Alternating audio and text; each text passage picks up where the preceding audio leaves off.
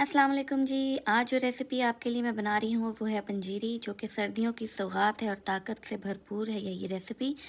तो जिसको कमज़ोरी महसूस होती है वो 2 चम्मच इसको सुबह गर्म दूध के साथ पिए तो कुछ ही दिनों में अपने अंदर एनर्जी महसूस करेगा। तो ये सब चीज़ें इसमें हम शामिल करेंगे, जिसमें सूजी है, मखाने हैं, गोंद कतीरा है और सारे ड्राई फ्रूट्स हैं। इसमें कम या ज़्यादा आप अपनी मर्ज़ी से कर सकते हैं। जो आपको चीज़ पसंद है वो ज़्यादा कर लें और किसी चीज़ से अगर आपको एलर्जी है तो आप उसको ना डालें।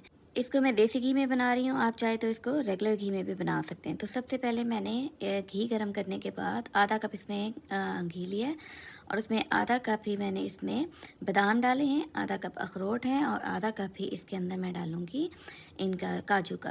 इन सब को अब हम फ्राई करेंगे जब तक ये थोड़े से ब्राउन हो जाएंगे।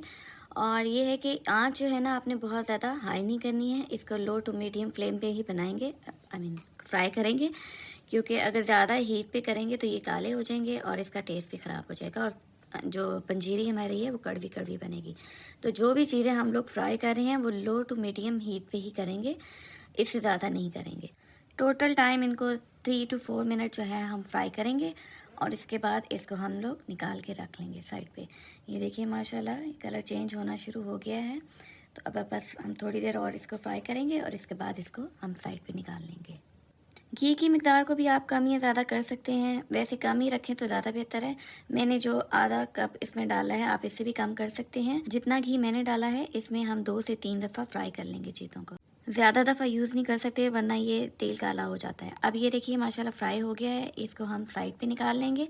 बाकी बचे हुए घी के अंदर मैं इसमें डालूँगी अब पिस्ता, आधा कप ही पिस्ता है और उसके बाद हम इसमें आधा कप ही ये डालेंगे चारों मगज़ और इसके बाद हम इसके अंदर साथ में डालेंगे 1/4 कप इसके अंदर मैं नारियल डालूंगी। अच्छा, ये आपकी अपनी मर्ज़ी है, आप इस तरह से डालना चाहते हैं या फिर आप इसको क्रश करके डालना चाहते हैं, ये आपकी अपनी मर्ज़ी है। मुझे ये इस तरीके से ही पसंद है तो मैंने ऐसे ही डाला है। अब ये चीज़ें थोड़ी सी डेलिकेट होती हैं तो हम इसको बहुत ज़्यादा फ्राई नहीं करेंगे, इसको भी बस 2 मिनट तक फ्राई करेंगे और जैसे ही ये जो 4 मगज़ के बीज होते हैं ये चटकना शुरू कर देंगे तो ये इसकी निशानी है कि ये अब रेडी हो गए हैं। साथ में ही मैंने इसमें आधा कप चनों का डाल दिया था, इसको भी डालेंगे, इससे भी इसका टेस्ट बहुत अच्छा आता है।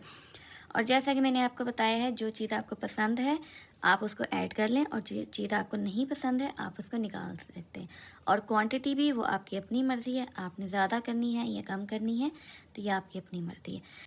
फ्लेम इसकी हमने मीडियम टू लो ही रखनी है। अब इसके ये देखिए माशाल्लाह थोड़ा सा कलर चेंज होना शुरू हो गया है इसका और इसके बीच भी चटकना शुरू हो गए। तो अब हम इसको भी साइड पे रख लेंगे और निकालने के बाद जो बाकी का बचा हुआ घी था उसके अंदर मैं डालूँगी मेवे।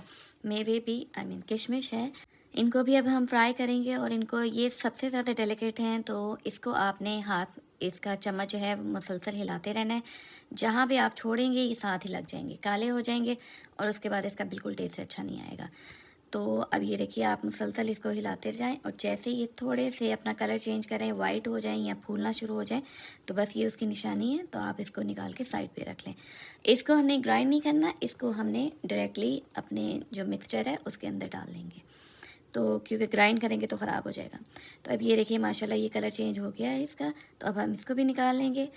अब पैन के अंदर मैंने 3 चम्मच घी के दोबारा से शामिल किए हैं और अब हम इसके अंदर डालेंगे जी अपना गोंद कतीरा। अब इसको भी हम फ्राई करेंगे और इसके बनने की निशानी ये है कि ये अभी बहुत जो है ना जैसे पत्थर होते हैं वे वैसे होते हैं, ट्रांसपेरेंट से होते हैं। तो इनको जब ये पकना शुरू हो जाएंगे तो ये जैसे फूलना शुरू हो जाते हैं, सफ़ेद हो जाएंगे और बहुत क्रिस्पी हो जाएंगे। तो ये इसकी निशानी कि ये बन गए हैं। तो अब आप ये इनमें कुछ देखिए तो ये वाइट वाइट से हो गए थे। तो अब ये देखिए मैं आपको तोड़ के दिखा रही हूँ, ये इस तरीके से क्रिस्पी हो जाएंगे। तो जब ये ऐसे हो जाएं तो बस इसकी ये निशानी है कि ये बन गए हैं। तो ये पहले बहुत ही हार्ड किस्म का पत्थर सा होता है। तो अब ये देखिए माशाल्लाह हो गए हैं। अब थोड़ा सा और करके इसको मैं निकाल लूँगी बाहर। ये देखिए माशाल्लाह इनको निकालने के बाद अगली चीज़ जो मैं फ्राई कर रही हूँ वो है मखाने। ये 1 कप मैंने लिया है। इसको आप चाहे तो ड्राई रोस्ट कर लें या फिर आप इसको वैसे ही घी के अंदर भी रोस्ट कर सकते हैं। मैं इसमें ड्राई रोस्ट ही कर रही हूँ। इसकी निशानी ये है कि अभी बहुत ही नरम होते हैं, मतलब चूई सा इनका होता है, अव्वल तो खाया नहीं जाता। तो इसको भी बिल्कुल वैसे ही क्रिस्पी सा होना है। तो इसको भी ब्राउन सा जब हो जाएगा, ये देखिए मैं पहले तोड़ के दिखा रही हूँ तो ये बिल्कुल भी टूट नहीं रहा, ठीक है। तो जब हम इसको रोस्ट कर लेंगे तो उसके बाद ये आराम से टूटेगा। ये देखिए, ये इतने क्रिस्प होने चाहिए कि ये इस तरीके से भुरभुरा सा आपके हाथ में हो जाए। तो बस ये इसकी निशानी है, इसको भी निकाल लेंगे अब हम। अब इसके बाद मैं पैन में 1 कप दोबारा से घी शामिल कर रही हूँ। इसको मेल्ट करने के बाद मैं इसके अंदर 1 कप सूजी का डालूँगी। ये इतनी मिकदार जो हमने सारे नट्स फ्राई किए हैं, तो इसके लिए 1 कप सूजी का बिल्कुल परफेक्ट है। तो इसको डालने के बाद थोड़ा सा घी गर्म करने के बाद मैं इसमें सूजी डालूँगी और सूजी की फिर हम बुनाई शुरू करेंगे। और सूजी को भी आपने मुसलसल हिलाना है, क्योंकि अगर आप जहाँ पे इसको छोड़ेंगे वो भी नीचे से जलना शुरू हो जाएगी। ये भी बहुत डेलिकेट होती है, तो इसके लिए भी आपने लो टू मीडियम ही रखना है चूल्हा है उसकी आंच को। इसको आप मुसलसल हिलाते रहें, क्योंकि जहाँ पे आप छोड़ेंगे ये सूजी नीचे लगना शुरू हो जाएगी पैंदे में। तो आपको पता है जैसे हम सूजी का हलवा बनाते हैं, उसके लिए भी हम इसको जैसे रोस्ट करते हैं उसी तरीके से हमने इसको करना है और इसको छोड़ना नहीं है। फिर ये अपना कलर चेंज करेगी, इसमें बड़ी मज़े की खुशबू आना शुरू हो जाएगी। सूजी की बुनाई तकरीबन हम 4 से 5 मिनट या इससे भी ज़्यादा, अगर डिपेंड करता है कि कितना टाइम लेता है, वो करेंगे। और इसके बाद इसके साथ ही हम इसमें, अगर आप चाहें तो इसी टाइम पे इलायची पाउडर भी डाल दें। मैंने बाद में डाला था, लेकिन आप चाहें तो इस वक्त भी डाल सकते हैं। इतनी आसान रेसिपी है, लेकिन ये ताकत से भरपूर है। इसको खाएं, आपका इम्यून सिस्टम बेहतर हो जाएगा, आपको ताकत महसूस होगी। लेकिन खाने का तरीका यही है कि अगर आप इसको सुबह के वक्त 2 चम्मच इसके ले लें और गर्म दूध का साथ में 1 गिलास पी लें तो बेस्ट है। लेकिन वैसे आप किसी भी टाइम पे ले सकते हैं, कोई ऐसा मसला नहीं है, लेकिन अगर आप सुबह के वक्त लें तो बेस्ट है।